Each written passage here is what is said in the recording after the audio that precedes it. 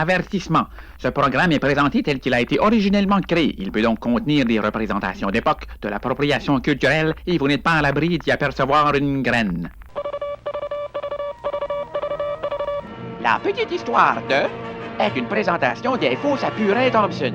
Dans Fosse, dans le troc, dans le fleuve. Aujourd'hui, au programme, le costume de bain. Ah, le costume de bain. À ne pas confondre avec le costume de bain. J'aime pas Batman. Il est d'ailleurs à noter que plusieurs appellations sont acceptées.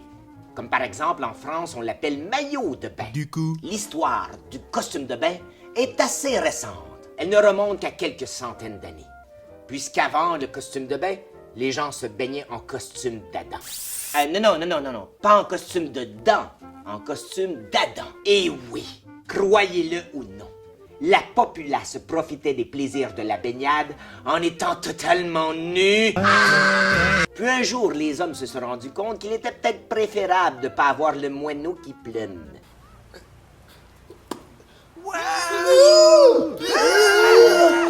C'est ainsi qu'au 18e siècle, les hommes commencèrent à se baigner en portant une chemise. on te voit le bat? Une très longue chemise. On te voit plus le bat? Les premiers vêtements réellement destinés à la baignade firent leur apparition au cours du 19e siècle. Chez les demoiselles, il s'agissait de pantalons bouffants et de corsets. Autrement dit, les femmes se baignaient tout habillées. ¡Vamos a la playa! En 1907, Annette Kellerman, la sirène australienne, fit avancer la cause des femmes bien malgré elle. Elle est arrêtée à Boston puisqu'elle porte un maillot de bain moulant et, attention, à manches courtes. Attention, les prochaines images sont très graphiques. Gueudonne! Dans les années 20, les mœurs se libèrent. Il est maintenant socialement acceptable pour une femme de se dénuder les bras, les jambes et les épaules. Attention, c'est en 1946 qu'est inventé le célèbre bikini, ce maillot de bain 2 pièces qui laisse entrevoir les hanches et le nombril. Scandale! Scandale! Scandale! Fait cocasse. Ce maillot de bain doit son nom à partir de l'atoll de Bikini dans le Pacifique. C'était l'endroit où les États-Unis faisaient des tests sur la bombe nucléaire. Vous allez voir, la ressemblance est frappante.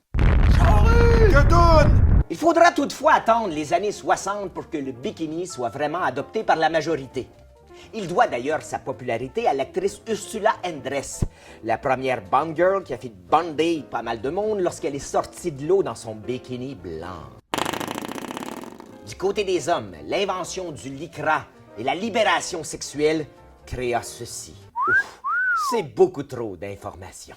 De nos jours, on peut voir toutes sortes de costumes de bain, plus ou moins révélateurs les uns que les autres, tels le tango brésilien, le monokini et cette terrifiante erreur. Sexy time. Bon, bien évidemment, ce n'est pas tout le monde qui apprécie s'exposer autant. Certaines personnes, ayant très peur des rayons du soleil, vont même pousser la note jusqu'à porter le face skinny, idéal pour braquer une banque en milieu aquatique. Bien sûr, très peu de gens vont se baigner dans un tel accoutrement. De nos jours, les gens préfèrent aller se baigner de plus en plus nus. Bien que nous sommes encore loin de revenir au nu intégral, si la tendance se maintient, d'ici quelques années, nous verrons nos mères porter des costumes de bain comme celui-là. Change de ton. Et voilà, c'était la petite histoire du costume de bain.